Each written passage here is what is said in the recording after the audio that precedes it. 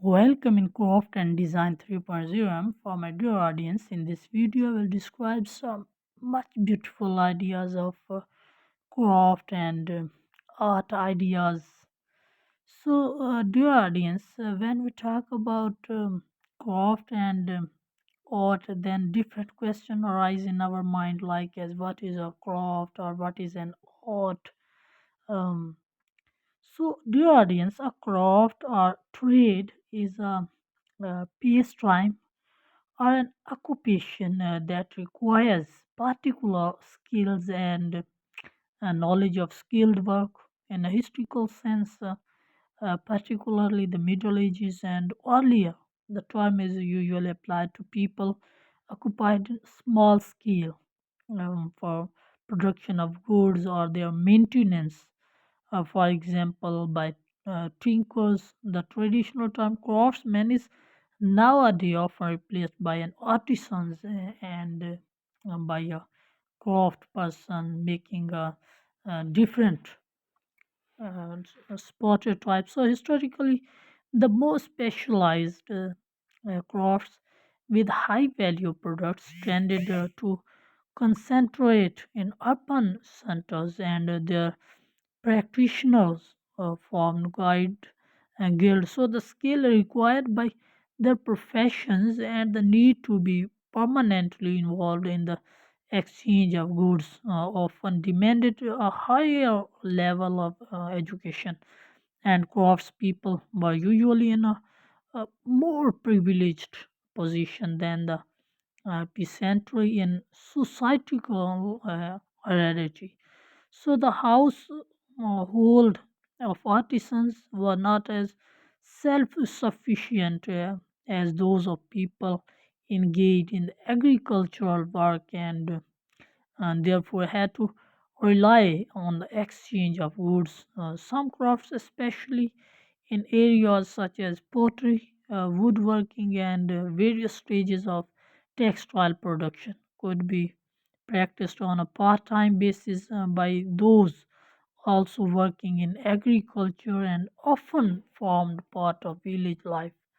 So, when an apprentice finished their apprenticeship, they became a journeyman searching for a place to set up their own shop and make a living. After setting up their own shop, they could then call themselves a master of their craft.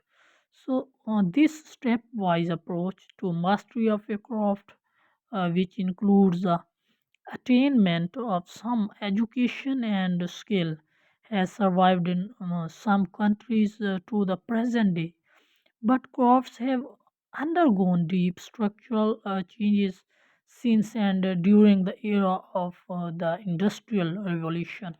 So, the mass production of goods by large scale industry has limited crafts to market segments in which industry modes of functioning or its mass produced goods do not satisfy the preferences of potential buyer.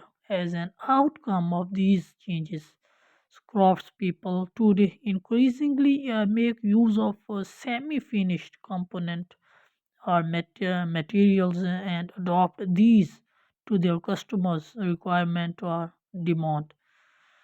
So, thus, the participate in a certain divisions of labor between industry and crafts. So, the nature of craft skill and the process of its development are continually debated by philosophers, anthropologists, and cognitive scientists. Some scholars note that craft skill is marked by particular ways of experiencing tool and materials, whether by allowing tools to recede from focal awareness, perceiving tool and materials in terms of their practical interrelationship, seeing aspect of work that are invisible to the untrained observer.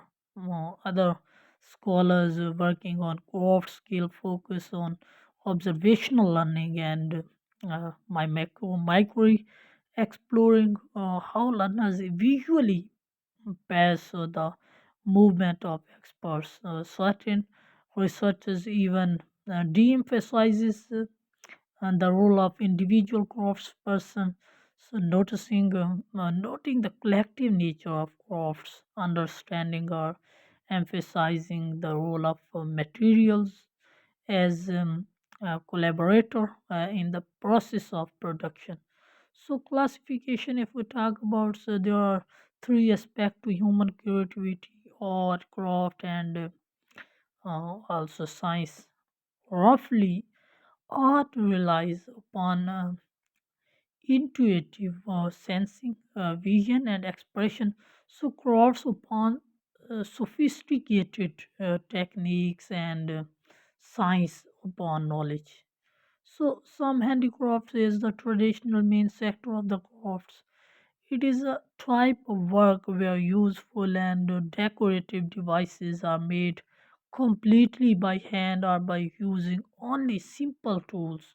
So the term is usually applied to traditional means of making good. So the individual artisanship of the item is a paramount criterion, and such items often have cultural and religious significant item made by mass production or machines are not handicraft goods. So the beginning of crafts in areas like the Ottoman Empire involved the governing bodies requiring member of the city who were skilled at creating goods to open shop in the center of town. So these people slowly stop acting as substance farmer who created good in their own homes to trade with neighbors, and begin to represent what we think of as crafts people today. So beside traditional good, handicrafts contribute to the field of computing by combining crafts practices with technology. For example, in 1968, the Apollo 8 spacecraft's core memory consisted of wires that were woven around and through electromagnetic cores by hand. So the core rope memory they created contained information used to successfully complete the mission. So crafts people have become a subject of academic study.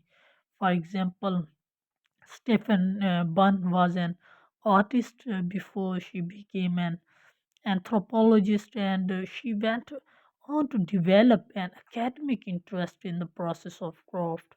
So she argues that what happened to an object before it become a product is an area worthy of study. So many art and craft design I also prescribe in my next video.